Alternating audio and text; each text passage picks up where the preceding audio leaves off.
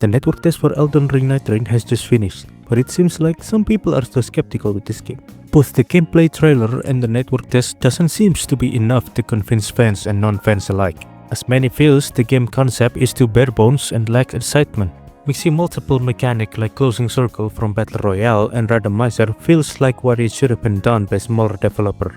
Unlike FromSoftware, which at this point can compete with bigger AAA companies. Added with the fact that FromSoftware's multiplayer is stuck since Dark Souls age, while the rest of the gaming industry getting more advanced with their multiplayer games. Nightreign concept in hindsight is honestly not that interesting compared to a standalone game like what FromSoft usually do. Seems like this is just not what people expect from FromSoftware, a company that grew and thrived by making amazing single-player games. But does their skepticism justified, or people just being too pessimistic with this game? I mean, it's understandable that there are a lot of pessimism in gamer, because we have been abused by many greedy gaming companies that try to chase popular genres just for the sake of money. So when FromSoft trying to add Battle Royale elements to it, people just go crazy, thinking that FromSoft have become greedy and that this game is just them wanting to milk Elden Ring franchise. Well, to be fair, it does feel like a cash grab. However, I think it could get worse.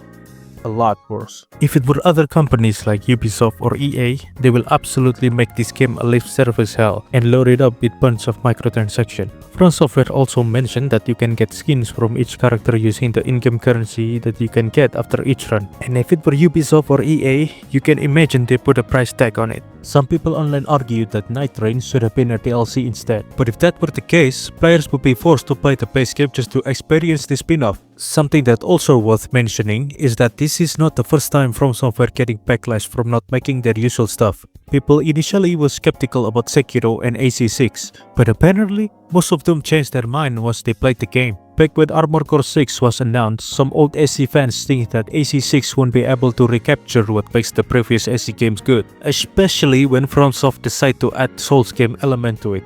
AC fans doesn't want Armored Souls. That changed after the game's release, and people started to liking it because FromSoft managed to strike a balance between slower 3rd gen AC to faster 4th gen AC. People also not sure with Sekiro because it was not a Souls game, and the initial impression that this game feels too hard and unbalanced. Another reason people tend to be skeptical whenever FromSoftware releases a new game is that the studio usually share very little information beforehand, preferring to let players discover the game through first-hand experience. Introducing the game to the public for the first time through a limited network test may have somewhat done it at the surface, but ultimately for a good reason.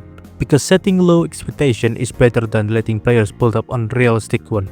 Unlike most developers who overhype and oversell their game, FromSoftware tend to undersell theirs. So much so that now, people have a hard time trusting Miyazaki's word when he describes his game. Like, he once said that Shadow of the Earth 3 is the size of Limgrave, which is technically true if you also add half of Kaelid and 2 extra Limgrave on top of it. Back when they started Elden Ring network tests, people thought that the playable area is around half of the game, and some people feel disappointed about it. And little did they know, Elden Ring network test consists of probably 15% of the whole game, and the playable area of that build isn't even the full map of Limgrave, let alone the full map of the game. I mean, it's understandable that FromSoft trying to not to spoil the game, but the small amount of content introduction is not enough to give clear picture of how the full game going to be.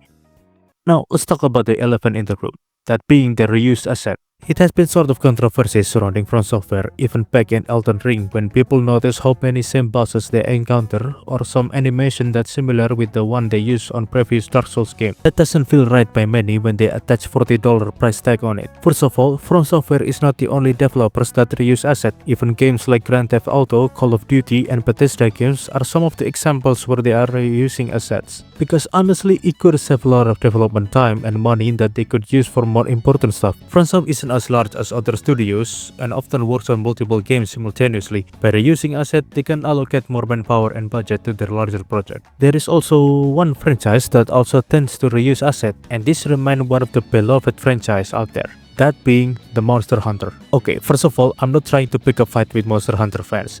I'm just borrowing your game to make a point. Capcom doesn't just simply copy-paste monsters into their new Monster Hunter game. Instead, they often reuse skeleton and animation, adapting them to more modern engine, just like Nightreign does. Reappearing monster and some monster variants are often just reskins, yet many fans are fine with it. In fact, fan favorite monster like Gormagala sometimes make a return in a new Monster Hunter titles because of their memorable fights and designs. Fans keep wanting more of them. In network tests, player got a chance to fight Centipede Demon from Dark Souls 1. While it's not among the most popular bosses in the series, we can at least see that they kinda improved its model and texture for Nightreign. Iconic bosses from past FromSoftware games like Nameless King, Slave Knight Gale, and Dark Eater Midir from Dark Souls 3 are still remembered for their memorable fights. Even Artorias, a Dark Souls DLC boss, remains a fan favorite to this day. Some fans are even held out a hope that FromSoftware might add him into Nightreign. I think this is the best and possibly the only way they could bring old bosses into modern Souls game, and I hope they don't stop at bosses but also reintroduce weapons from older games as well. Now that being said, does a game with mostly reused asset worth the $40 price tag?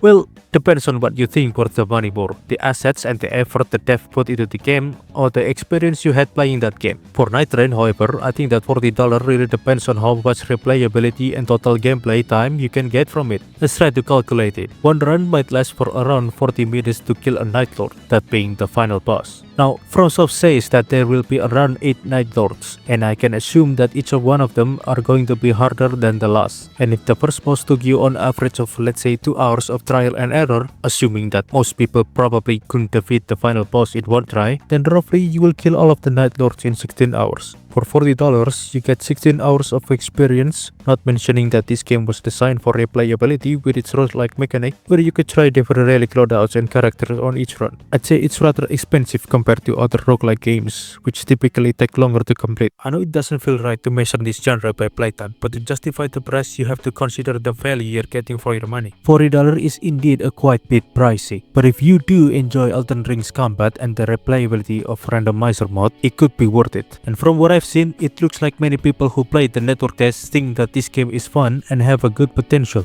However, it remains to be seen how much randomness this game offers to keep it from becoming too stale too quickly. In the end, I think this is a good thing that FromSoft willing to take a risk, because I genuinely hope this one works, or at least they can find a way to improve this formula so they could apply a similar mechanic with Armored Core. Back when I played Armored Core 6, my main criticism was the lack of replayability. Unless you played PvP, you run out of gameplay option after completing all of the single player mission. And to make it worse, the way most people play AC or most FromSoft game in general is that they ran with the current meta build like Dwarf Zimmerman build or Azure Comet in Elden Ring, and just stick with it because playing with worse weapon will only make the game harder for yourself. But the scarcity of equipment like in Nightreign can force players to adapt with what they can find and solve the meta chasing problem, which I believe could absolutely work for Armored Core. I think whether this game is a success or not, FromSoftware could learn something from it. And in a time where many big companies are afraid to take a risk, FromSoft doing something new is a breath of fresh air. I feel like people are being too hard on this game. Miyazaki gave Nightreign's director Junya Ishizaki a chance to prove himself by making his own game.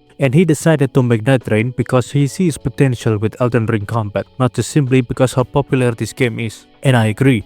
Elden Ring is the new evolution of Souls genre that can still be further improved and refined. Imagine in the future we have a Souls game with innate deflating mechanic like from Sekiro and further improved magic system. We can already see a cool magic mechanic through Recluse's unique magic skill. I think in general, it is better to have multiple talented people like Miyazaki in one studio than a single one. After all, every artist have a different creative visions. I would love to have different type of game FromSoft could make in the future. Thanks so much for watching. If you enjoyed this video, please give it a like or a dislike if you did enjoy, and I would appreciate it if you hit that subscribe button too. Take care, and I'll see you in the next one.